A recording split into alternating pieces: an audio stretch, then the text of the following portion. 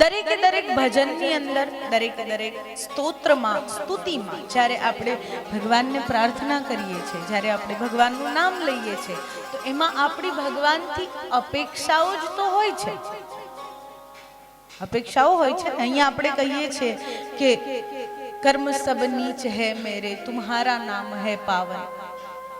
તો આપણે ભગવાનને શું કહીએ છીએ કે પ્રભુ હું ગમે તેવો છું, હું અપવિત્ર છું, મારા કર્મ નથી સારા, પણ તું મને તારો બનાવી લે, તું મને સ્વીકારી લે. આ અપેક્ષા જ છે ને.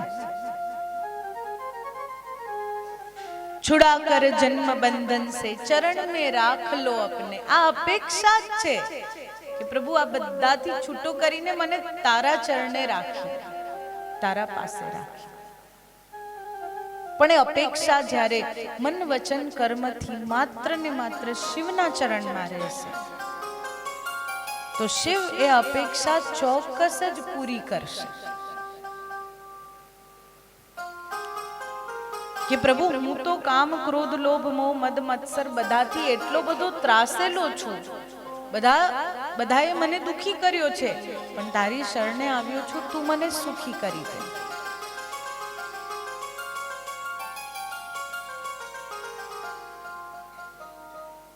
આપણો જે ગ્રંથ છે, તમને કોઈ પૂછે કે તમે ધર્મથી હિન્દુ છો, તમારો ધર્મ સનાતન છે, તમારા ભગવાન કોણ? આગળ વાત કરી હતી, કોણ? સનાતન ધર્મના ભગવાન કોણ? ભૂલી ગયા આટલા જલ્દી? લો, હા, કોણ? પંચદેવ. પંચદેવ કયા કયા? ગણેશજી, ભગવાન શિવ. આ અમારી છોકરીઓ બોલી રહી છે, તમે ભૂલી ગયા. ભગવાન ગણેશ, ભગવાન શિવ, ભગવાન વિષ્ણુ, માતા એટલે આદિશક્તિ. તમે એમને અંબા કહો, દુર્ગા કહો, કાલી કહો, અને ભગવાન સૂર્યનારાયણ. હવે તમને કોઈ એમ પૂછે કે તમારા ધર્મનો ગ્રંથ કયો? દરેક કથામાં હું આ વાત કરું છું ને તમારાથી ઘણા બધાએ મારી એક કરતા વધારે કથા સાંભળી છે. ગ્રંથ કયો?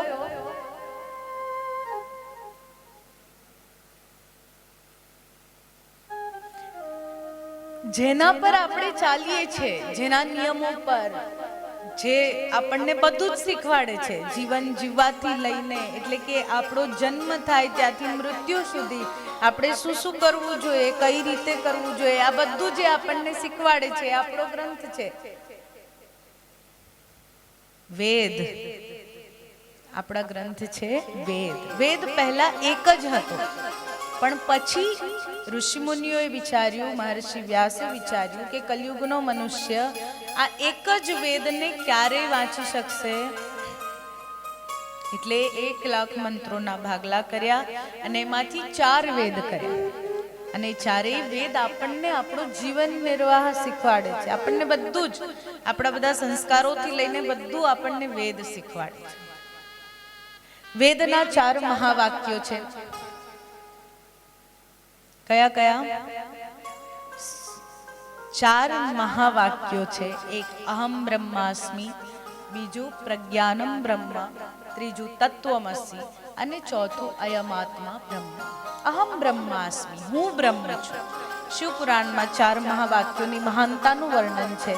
આ 4 મહાવાક્યોમાંથી, એટલે કે આપણા જે સંન્યાસી સાધુ સંતો હોય, એમના જે અખાડા હોય, તમે બધા કુંભ મેળામાં ગયા હશો, એ જે અખાડા હોય એ પ્રમાણે મહાવાક્યો એમના વહેંચેલા હોય. આ 4 મહાવાક્યોની અંદર જ હું અને પરમાત્મા, આત્મા અને પરમાત્મા, આ વસ્તુનું યથાર્થ સત્ય અને યથાર્થ તત્વ છુપાયેલું છે. પહેલું અહમ બ્રહ્માસ્મિ, એટલે કે હું બ્રહ્મ છું. આ શરીર નહીં, આ શરીર બ્રહ્મ નથી, આ શરીર મિથ્યા છે. હું બ્રહ્મ છું, એટલે કે મારી અંદર બેઠેલો આત્મા, જેના કારણે હું જોઈ શકું છું, હું સાંભળી શકું છું, હું બોલી શકું છું, હું અનુભવી શકું છું. અને આત્મ તત્વના નીકળ્યા પછી કઈ રહેતું નથી.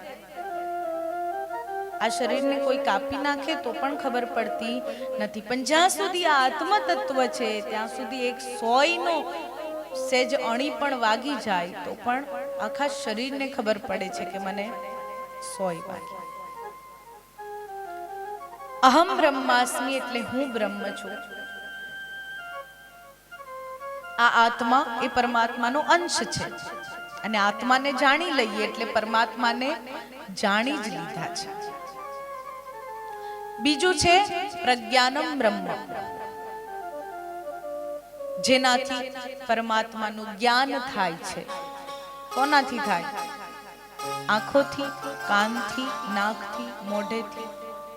એ આત્મ તત્વ જ છે જેના કારણે પરમાત્માનું જ્ઞાન થાય છે, બાકી થતું નથી. એ બ્રહ્મ છે. તત્વમસી, તે તું છે.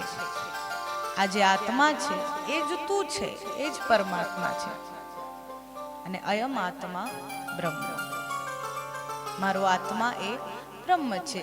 મૂલતઃ ચારેય વાક્યોનો જે અર્થ છે એ સમાન જ છે, પણ એને સમજાવવા વાળા અલગ અલગ રીતે સમજાવે છે.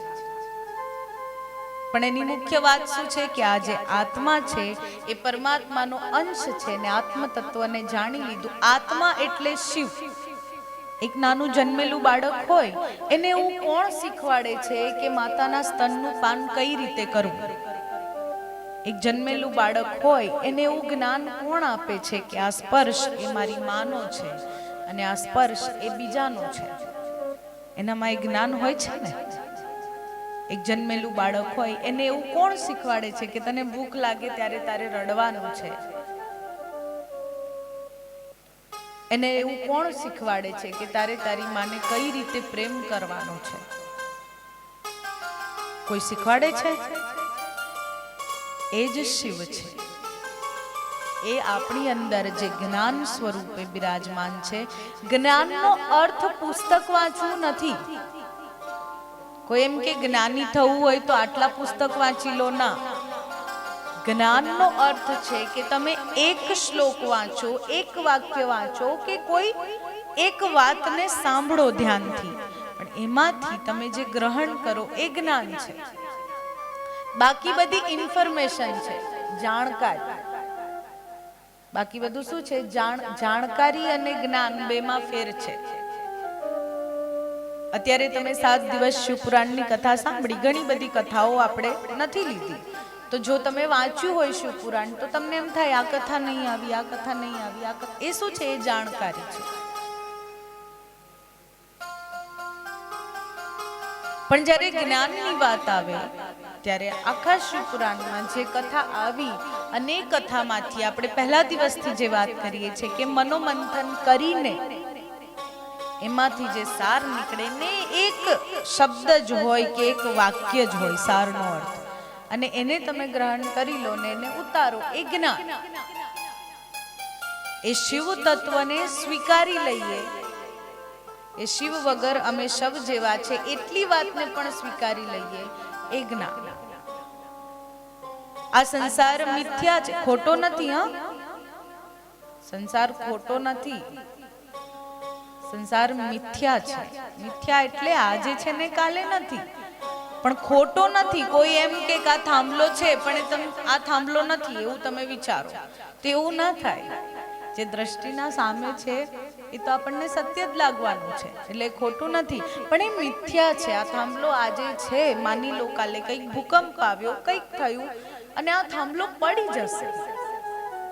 પછી એ થાંભલો અત્યારના સમય પ્રમાણે ફોટામાં જ દેખાશે ખાલી. પહેલા અહીંયા આવું હતું, હવે આવું નથી, ભવિષ્યમાં આવું થશે.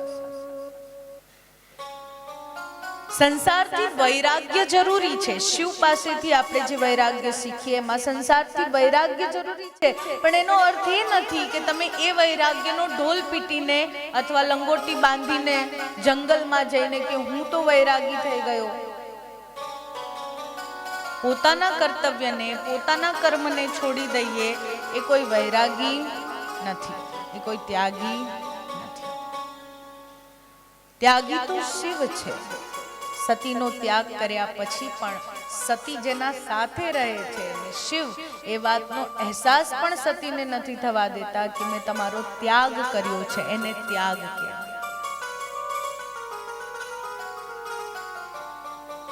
ત્યાગી એ નથી જે ઢોલ પીટી પીટીને કે મેં ચા છોડી દીધી, મેં ચા છોડી દીધી, મેં ચા છોડી દીધી. ચા રે ચા ના શું બાધા રે બાધા. ચા પરથી આવીને કોફી પર બેસ, પછી પાછી કોફી પરથી પાછી દૂધ પર જા. એ ત્યાગ નથી. ઘણીવાર આપણે માન્યતાઓ માનીએ છીએ, માનતા માનવી જોઈએ એટલી જેટલી પૂરી થાય. બરાબર? પૂરી ના થતી હોય એવી માનતા માનવાની કઈ એવું કષ્ટ. તમે બધા માતા પિતા છો ને, લગભગ બધા. તમારું બાળક દુખી થાય એ તમને ગમે? એમ આપણે દુખી થઈએ એ આપણા ભગવાનને ગમતું નથી. એ આપણા માતા પિતા છે, આપણું સર્વસ્વ છે. આ બધા વ્રત, આ બધા વિધિ વિધાન જેનું વર્ણન શાસ્ત્રોમાં કરવામાં આવ્યું છે, ચાહે સોમવારનું વ્રત હોય કે શ્રાવણનું વ્રત હોય, પાશુપત વ્રત હોય કે બીજા કોઈ વ્રત હોય, જેનું વર્ણન શાસ્ત્રોમાં કરવામાં આવ્યું છે, એ પણ કોઈ એવી કામના હોય તમારી, કોઈ એવી ઈચ્છા હોય કે એ વસ્તુને કે એ પરિસ્થિતિને તમારે પ્રાપ્ત કરવી છે કે સુલભ બનાવવી છે, તો તમારે એ વ્રત કરવું જોઈએ. પણ ત્યાં કોઈ એવું વિધાન નથી કે આ બધાએ કરવું જ પડશે, એવું ક્યાંય લખેલું નથી. જેમ ગઈકાલે શીતળા સાતમ હતી, આપણે આગળ ચર્ચા તો કરી જ હતી, પણ તે છતાંય કે સાંજે થોડા મહેમાન આવ્યા ને તો એમના મોઢે મેં સાંભળ્યું કે ભાઈ લેડીઝને તો ઠંડુ જ ખાવું પડે. કેમ? એવું કોને કહ્યું? ક્યાંય લખી આપ્યું છે એવું? એવું નથી ભાઈ. એ કોક હતું જેણે વ્રત માન્યું, એને વ્રત કર્યું, એ વ્રતમાં ભૂલ થઈને એને સજા મળી. સ્વાભાવિક છે, એક નાનું બાળક ભૂલ કરે તો આપણે માણસ છીએ ને આપણે એને સજા આપીએ છીએ, એને અહેસાસ કરાવીએ છીએ કે તે આ ભૂલ કરી છે ને તારે સુધારવી પડશે. તો ભગવાન આપણા માતા પિતા છે, એમને પૂરો અધિકાર છે આપણને અહેસાસ કરાવવાનો કે તે આ ભૂલ કરી અને ભૂલને તું સુધાર. ભૂલને સુધાર્યા પછી ક્ષણભરમાં પ્રસન્ન થઈ જાય છે ભગવાન. ભૂલને સુધાર્યા પછી કઈ ભગવાન મોઢું ફુલાવીને નથી બેસતા. એટલે કોકે કર્યું. આપણે પણ જો એવું માનીએ તો કરવું પડે, ના માનીએ તો કોઈ એને પકડી રાખવાનું આવતું.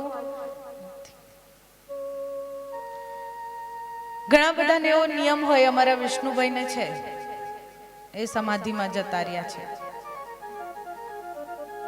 શનિવાર કરવા. ઘણા બધાને છે, મોતીભાઈને છે, હું જેટલાને મતલબ જાણું છું, બધાને શનિવાર જ હોય. શનિવારે કોઈને રવિવાર ના હોય. ઉપવાસ સ્વાસ્થ્ય માટે કરતા હોય તો કરો, કે ભાઈ આખો દિવસ કે આખું અઠવાડિયું અમે બહુ ખા કર્યું છે ને આજે એક દિવસ ઘંટીને આરામ આપીએ તો કરો.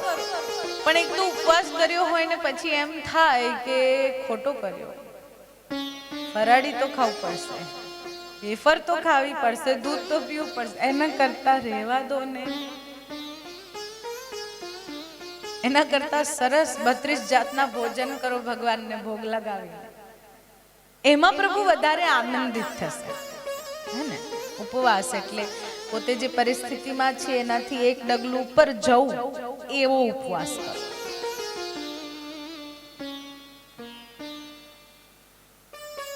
આજે પણ જન્માષ્ટમી છે, મોટા ભાગે બધા જ જન્માષ્ટમીનું વ્રત કરતા હોય. કઈ નહીં, આપણે 12:30 વાગે જમી લેવાય, દિવસ બદલાઈ જાય ને. એમ ઘણા આવી સલાહ આપે. આપણા શાસ્ત્ર અનુસાર તો સૂર્યોદય થી સૂર્યાસ્ત અને સૂર્યાસ્ત થી સૂર્યોદય થાય ત્યારે જ દિવસ બદલાય. ભલે ઇંગ્લિશ કેલેન્ડર પ્રમાણે રાત્રે 12 વાગે બદલાઈ જતો હશે, પણ શાસ્ત્રાનુસાર તો બીજા દિવસે સૂર્યોદય થાય ત્યારે જ દિવસ બદલાય. ક્યારેય પણ કોઈ પણ વ્રત કરો, કોઈ પણ ક્રિયા કરો ભક્તિને લગતી, કે પીપળાને પાણી ચડાવવા ગયા, શિવલિંગને જળ ચડાવ્યું કે દૂધ ચડાવ્યું કે હનુમાનજીને તેલ ચડાવ્યું, આ બધાનું પહેલા જાણવાનું કે કેમ ચડાવ્યું અને પછી કરવાનું. કેમ કે તમે જાણીને કરશો ને તો શ્રદ્ધાથી કરશો, અને જાણ્યા વગર કરશો તો લોટો લઈને રેડી દીધો. ભગવાન કહેશે રહેવા દે, નથી જોઈતું. કોઈ પણ કાર્ય જો શ્રદ્ધાપૂર્વક ના કરીએ, ભાવપૂર્વક ના કરીએ, ઇવન ઘરના કામની પણ વાત છે. રસોઈ બનાવતા હોઈએ ને રસોઈ બનાવતી વખતે જો મોઢામાંથી ભગવાનનું નામ ના નીકળે, હા, આપણામાં અન્નપૂર્ણા સ્તોત્ર છે. રસોઈ બનાવતા હોય ત્યારે અન્નપૂર્ણા સ્તોત્રનું ગાન કરવું જોઈએ. કરીએ છીએ આપણે?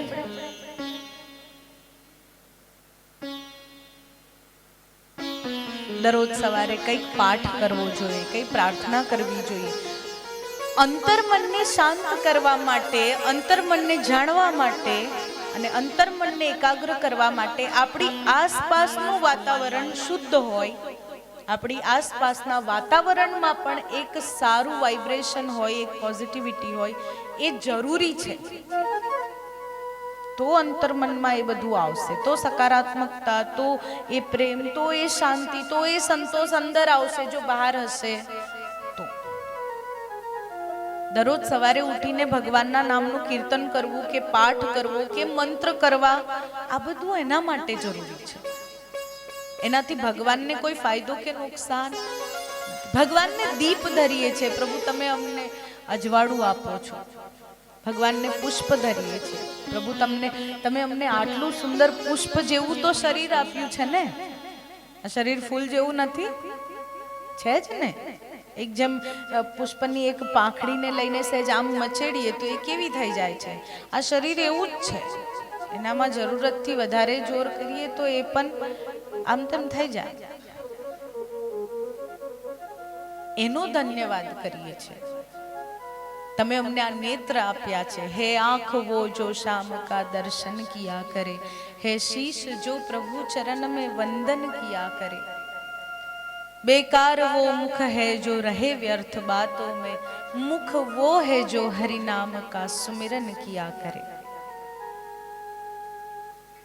એ આંખને કરવાની જ શું જે ભગવાન મહાદેવ, ભગવાન શ્રી કૃષ્ણ અદ્ભુત સૌંદર્યના દર્શન ના કરી શકે.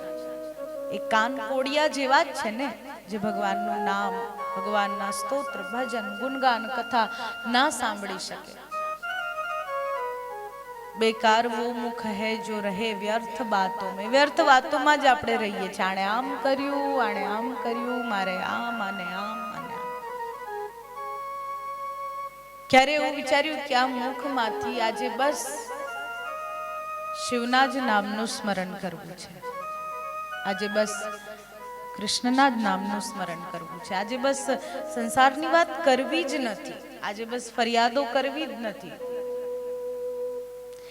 એક દિવસ એવો ઉપવાસ કરજો કે આજે ભગવાનથી કંઈ માંગવું જ નથી. પ્રયત્ન તો કરજો.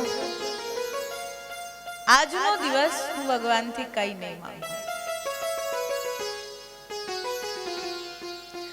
એક જ ક્ષણે વિચારો ને કેટલા લોકો ભગવાનથી માંગતા હશે. ભગવાને ક્યારે પ્રગટ થઈને કીધું ચૂપ રહીને એક એક જણ બોલો? કીધું ક્યારે? ઘરમાં નાનું બાળક હોય ને, એને સાયકલ જોઈતી હોય ને, એને જીદ કરી હોય કે મને સાયકલ જોઈએ છે, તમે એકવાર એને હા પાડી દો કે આવી જશે, પણ જ્યાં સુધી ના આવે એની ટેવ હોય cycle cycle cycle cycle cycle. તમે શું કરો? કાન નીચે એક એવી પડશે ને કે બધી સાયકલ ભૂલાઈ જશે. એટલું બોલો તો ખરા ને, આવે જ ક્રોધ. જબ એકવાર કહી દીધું કે સાયકલ મળી જશે તો મળી જશે, તો આપણે શું કરીએ છીએ? આપણે તો એ સાયકલનો રટ્ટો ભગવાન સામે રટ્યા જ કરીએ છીએ ને. આ જોએ છે, આ જોએ છે, જોજો ભગવાન ભૂલી ના જતા, આ જોએ છે, જોજો ભગવાન ભૂલી ના જતા. તો ભગવાન ક્યારે કહે કે ભાઈ હા હવે બસ યાદ છે મને. માંગણી કરવી એ ખોટું નથી, પણ માંગીને બસ એક વાક્ય કે પ્રભુ મેં માંગ્યું, મારી બુદ્ધિ પ્રમાણે, મારી સમજ શક્તિ પ્રમાણે મેં માંગ્યું, પણ તું મને એટલું જ આપજે જેટલું લેવાની મારી લાયકાત હોય, જેટલું હું ભોગવી શકું વગર અભિમાન, જેટલું હું સાચવી શકું, જેટલું હું પચાવી શકું. ક્યારેક ક્યારેક આપણને મળી જાય છે ઘણું બધું, પણ આપણે એને પચાવી શકતા. વાણીમાં બહુ જ્ઞાન છે, મગજમાં બહુ ઇન્ફોર્મેશન છે, પણ એ ઇન્ફોર્મેશનને ને એ બધાને માંથી એક શબ્દને પણ આપણે પચાવી શકતા નથી. તો એને શું કરવાનું? એ તો રટ્ટો માર્યો, પછી આમ શિવપુરાણ લઈને બેસી ગયા ને પછી શ્લોક બોલવાની શરૂઆત કરીને પેલા નાના છોકરા કેવી ગોખણ પટ્ટી કરે ને, એક એકા એક એક દુ દુ, એમ આપણે શરૂ કર્યું. હું એ શ્લોકની ગોખણ પટ્ટી કરી લઉં, બધા શ્લોકને મગજમાં બેસાડી દઉં, બધી કથાઓને મગજમાં બેસાડી દઉં, પણ એને પચાવ્યું નથી, એક શબ્દને પણ ઉતાર્યો નથી. તો એ શું કામ? કૈલાસ પર ભગવાન મહાદેવ બિરાજ્યા છે ને દેવતાઓ એમને પ્રાર્થના કરવા માટે આવે છે. તે સમયે શુંભ અને નિશુંભ સહિત મહિષાસુર જેનો ત્રાસ થઈ ગયો હતો. ગઈકાલે આપણે રક્તબીજ ચંડમુંડની વાત કરી હતી. શુંભ નિશુંભ અને મહિષાસુરનો ત્રાસ, એનાથી મોક્ષ પામવા માટે પ્રાર્થના કરવામાં આવે છે. ત્યારે પ્રભુ વિંધ્યગિરી પર્વત પર પ્રભુ જાય છે દર્શન કરવા માટે. બધા દેવતાઓ ત્યાં પધારે છે. પાર્વતીજી સહિત પ્રભુ વિરાજમાન છે અને ભગવતી માં પાર્વતીને કહે છે કે આપ આ દૈત્યોનો અંત કરવા માટે લીલા કરો. અને પ્રભુની એ લીલા જ્યારે ભગવતી માં પાર્વતી એક કાળી ચામડી ધારણ કરે છે, કાળું સ્વરૂપ. મોટા ભાગે આપણા માનસ પટલમાં એવું છે કે દેવીની વાત આવે એટલે આપણને એકદમ ધોળા ધોળા જ દેખાય, એકદમ સુંદર, એકદમ સફેદ ચામડી વાળા. એ માનસિકતાને દૂર કરવા માટે આમ જોવા જઈએ તો અત્યારના આધુનિક યુગ પ્રમાણે આ કથાને આપણે સમજીએ તો એ માનસિકતા કે માણસ ધોળું જ હોવું જોઈએ, એને દૂર કરવા માટે ભગવતી માં આદિશક્તિની આ લીલા છે. દેવતાઓના કહેવાથી એક કાળી ચામડીનો ત્યાગ કરે છે, જેમાંથી દેવી કૌશિકી પ્રગટ થાય છે.